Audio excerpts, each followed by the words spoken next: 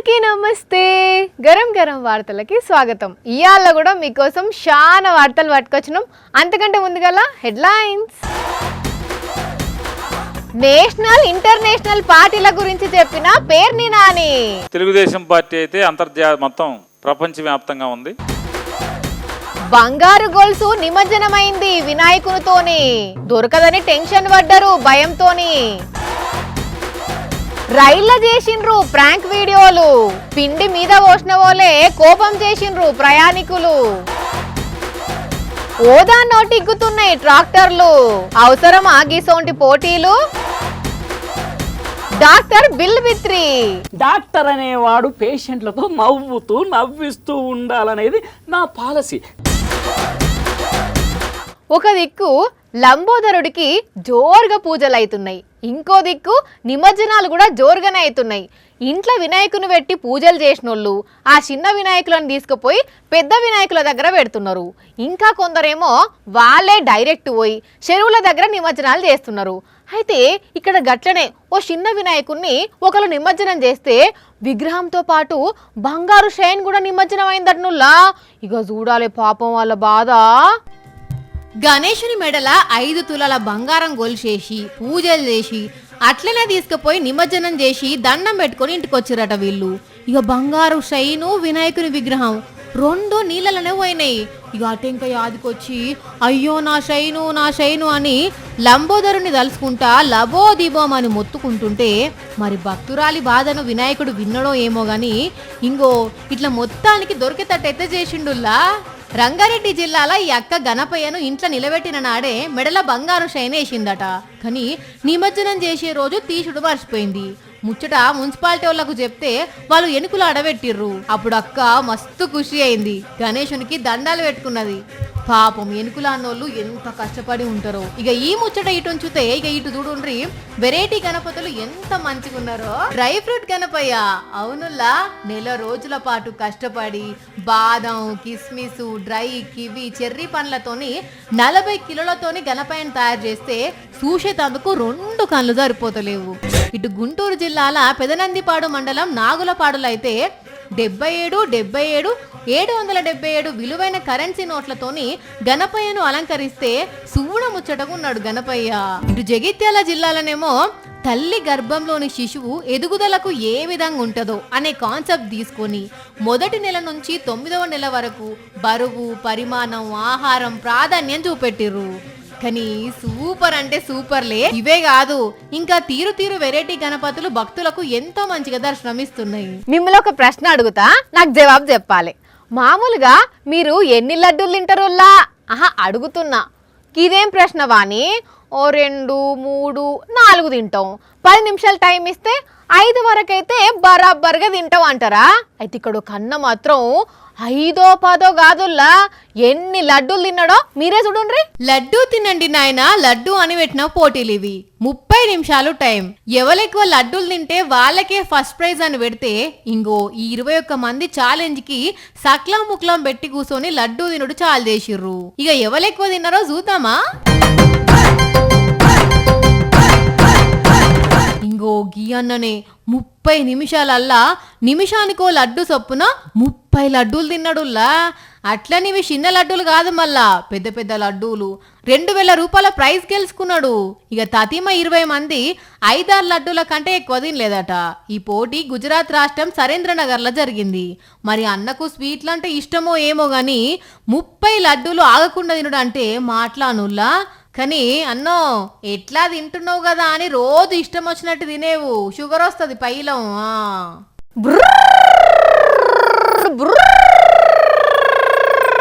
అగో అదేంది వాని ఏదో బండ్ల రేసింగ్లు జరిగినట్టు లేకపోతే కార్ రేసింగ్లు జరిగినట్లు అట్లా బుర్ర అంటున్నావు అని నా మీదకి షిర్రుబుర్రలు ఆడుతున్నారా ఏంది?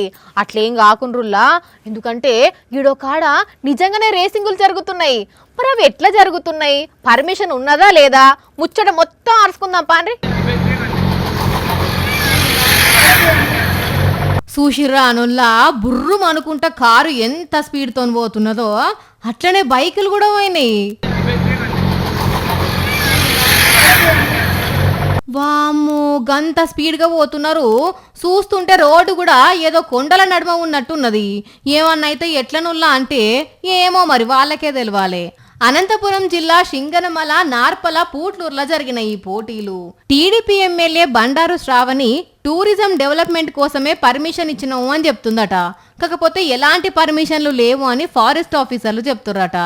ఈ రెండు రకాల మాటలు నివడంతో లక్షల రూపాయల ముళ్ళలు మారే ఉంటాయి అని అనుకుంటున్నారట కొందరు.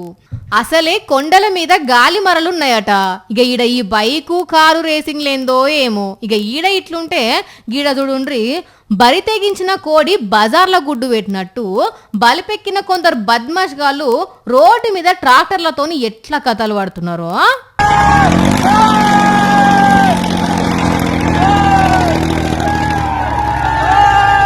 రెండు ట్రాక్టర్లను షైన్ తోని కట్టి ఈ ట్రాక్టర్ ఇటిగ్గుతుందా, ఆ ట్రాక్టర్ అటిగ్గుకపోతుందా అని పోటీ పెట్టుకున్నారు. ఎక్సిలేటర్ మస్తు అడుక్కు తొక్కితే బుర్రు బుర్రు మనసు అప్పుడు వస్తున్నది, ఇరుగా పొగొస్తున్నది. ట్రాక్టర్ ముంగటి గిరలు కూడా లేస్తున్నాయి. అయినా భయం లేకుండా ఇట్లా వీడిటి గుంజుతున్నాడు. వాడు అటు గుంజుకపోవాలని చూస్తున్నారు. ఇంకా సోకులకు ట్రాక్టర్ల మీద కొందరు కూస్తున్నారు. ఒక్కసారి ట్రాక్టర్ బోర్లో పడితే పరిస్థితి ఏందుల్లా? ఎవ్వలన్నా బతుకుతారా? లేకపోతే నడిమిట్ల షేన్ దిగితే ట్రాక్టర్ కంట్రోల్ గాక ఏడికి వాళ్ళనో ఆలోచించుండ్రి. ఇది ఫరూకాబాద్లో జరిగిన కథ. మరి పోలీసులు ఏం చర్యలు తీసుకుంటారో చూడాలి వీళ్ళ మీద. మన దగ్గర యూరియా కష్టాలు ఎట్లున్నాయో చూస్తున్నాం కదా నుల్లా. పాపం పొద్దుగాలనే రైతులు యూరియా బస్తాల కోసం చెప్పులు లైన్లల్లో పెడుతుర్రట చాలా జాగల్లా. అయితే ఇట్లా ఒక్క మనకాన్నే కాదుల్లా, యూపీలో కూడా యూరియా కొరత ఉంటే ఒక ఆయన ఏం చేసిండ్రో చూడుండ్రి. చెట్టెక్కిన ఈ అన్నను చూసి పిట్టెల దొరనో లేకపోతే కోతి కొమ్మచ్చే ఆట ఆడటైననో అనుకునేరు. కాదు, నిరసనకారుడు. అవును, యూరియా కోసం నిరసన తెలిపేందుకు ఇట్లా షెట్టెక్కిండు ఉత్తరప్రదేశ్ రాష్ట్రం చౌదోలి. ఇట్లా వేస్తే సీనియర్ అధికారులు వస్తారని చెప్పి షెట్టెక్కి ఎంతకు దిగనన్నాడట. ఆఖరికి పోలీసులు పోయి ఎంత నచ్చ చెప్పినా కూడా ఎవ్వరి మాటేం లేదు. ఇక చూసి మస్తు బతిలాడి బుజ్జగించి పోలీసులు కిందికి దించారు. అటంక కేసు రాసిర్రట. కానీ ఈ యూరియా కష్టాలు అంతటిటనే ఉన్నాయి కదా అనుల్లా. మనకాడ కూడా రైతుల బాధ చూస్తుంటే మస్తు బాధ అవుతుంది. వానొచ్చిన వరదలున్న యూరియా కోసం లైన్లు కడుతున్నారు. మరి ఇట్లా కొరత ఎందుకు వచ్చిందో ఏమో ఆఫీసర్లకే తెలియదు. ఉట్టికి ఎగరలేనమ్మా ఆకాశానికి ఎగురుతా అన్నదట. సేమ్ గిట్లనే ఉన్నదుల్లా పవన్ కళ్యాణ్ సార్ కథ కూడా. ఇక్కడనేమో పొత్తు పెట్టుకుంటే గాని పోటీ చేయలేని పరిస్థితి. అసోంటిది జనసేన జాతీయ పార్టీ అవుతుందట. మరి దీన్ని నవ్వు ఆపుకోవాలనో ఇక మీ ఇష్టం. గాని దీని గురించి పేరుని నాని సార్తో మాట్లాడదాం. జనసేన జాతీయ పార్టీ అవుతుందట కదా. తెలుగుదేశం పార్టీ అయితే మొత్తం ప్రపంచవ్యాప్తంగా ఉంది. బాగుంది సార్. టీడీపీ అంతర్జాతీయ పార్టీ, జనసేన జాతీయ పార్టీ. మీరేం చెప్తారు సార్ పవన్ గురించి? పెద్దగా ఆయన గురించి నేనేమి ఈరోజు చెప్పదలుచుకోవట్లా. అంటే చెప్పి కూడా వేస్ట్ అంటారా ఏంది? ప్రాగ్మటిజం ని నమ్మి వారి వెనక వచ్చినవాడు వాళ్లే సతమతం అయిపోతున్నారు అర్థం కాక. ఒక్కోసారి ఒక్కో మాటనా? అవసరం ఉంటే వారి కులవాదన ఎలా ఉంటది, అవసరం తీరిన తర్వాత కులవాదన ఎలా ఉంటది ప్రజలు ఆలోచించుకోవాలి. నమ్మి వారి వెనకాల వచ్చినటువంటి కార్యకర్తలు కూడా ఆలోచించుకోవాలి. అన్నట్టు మతం గురించి కూడా పవన్ సేమ్ గిట్లనే మాట్లాడినట్టు గుర్తే. అలాగే మతం గురించి వారికి ఉన్న ఐడియాలజీ ఏంటో ఒకసారి చూద్దాం. పవన్ కళ్యాణ్ ని ఎట్లా అర్థం చేసుకోవాలంటారు నాని సార్? భగవంతుడికి తెలియాలంటే మరి భగవంతుడు కూడా అర్థం కాని పరిస్థితి. భగవంతుడు కూడా అంతేనంటారా సార్? రకరకాల స్టాన్స్లు, పొలిటికల్ స్టాన్స్ అంటే లెఫ్టిజం, రైటిజం, సెంట్రలిజం, ఒకిజం కాదైంది అదే పవనిజం. ఇట్లా కులాలు మతాల గురించి కాదు, పొత్తుల గురించి కూడా పవన్ ఏదో అన్నట్టు యాదుకున్నదే. అరే ఇంకా పల్లెకిలు ఎంతకాలం మోస్తాం? చాలు చాలు చాలు. అన్ని స్థానాల్లో పోటీ చేయడానికి మన దగ్గర 4 దశాబ్దాల సుదీర్ఘమైన అనుభవం ఒక వ్యవస్థలు ఉన్నాయి మన దగ్గర. తెలుగుదేశం పార్టీ నాయకుల్లాగా కుక్క బిస్కెట్లు పడేసి 15 సీట్లు పడేసి ఇది వాళ్ళ మాటలు బాధ కలగదా మనకి? గౌరవ ముఖ్యమంత్రి శ్రీ నారా చంద్రబాబు నాయుడు గారికి మద్దతు ఇచ్చారు 2014 నుంచి. అంటే మన దగ్గర సత్తా లేనప్పుడు ముఖ్యమంత్రి స్థానం కనుక మీరు ఇస్తే ఆంధ్రప్రదేశ్ ని అత్యంత ఉన్నత నెంబర్ 1 రాష్ట్రంగా దేశంలోనే తీర్చిదిద్దు. ఈ కూటమి చాలా బలంగా ఉండాలని నేను మనస్ఫూర్తిగా కోరుకుంటా ఉన్నాను. ఇదంతా చూస్తుంటే పవన్ మాటలు వింటుంటే ఏమనిపిస్తుంది Nani sir? 100% reverse strike rate మీ కళ్ళతో మీరే చూస్తారు, ప్రజలే చూపిస్తారని కూడా చెప్తారు. 100% రివర్స్ స్ట్రైక్ రేటు మీ కళ్ళతో మీరే చూస్తారు, ప్రజలే చూపిస్తారని కూడా చెప్తారు. కరెక్ట్ గా చెప్పింది అనిపిస్తుంది మాకు కూడా. సరే సార్, ఉంటాయిగా. ఈ తిరకాసు ఈ రాజేష్ కలిస్తే ఆ రోజు నాకు పెద్ద నస.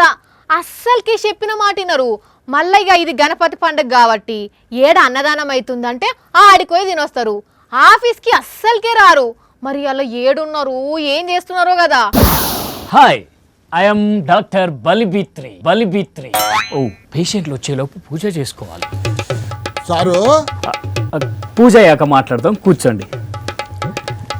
దేవుడా, ఓ మంచి దేవుడా, వానలు కురిపిస్తున్నావు కానీ కాసులు కురిపించట్లేవేంటి స్వామి? నా మీద దయుంచి 4 దగ్గులు 6 తుమ్ములతో నా హాస్పిటల్ కలకల్లాడేలా దీవించు స్వామి. అందరు డాక్టర్లు ఇట్లానే మొక్కుంటారేమో. చెప్పండి, మీ పేరేంటి? తిరకాసండి. తిరకాస.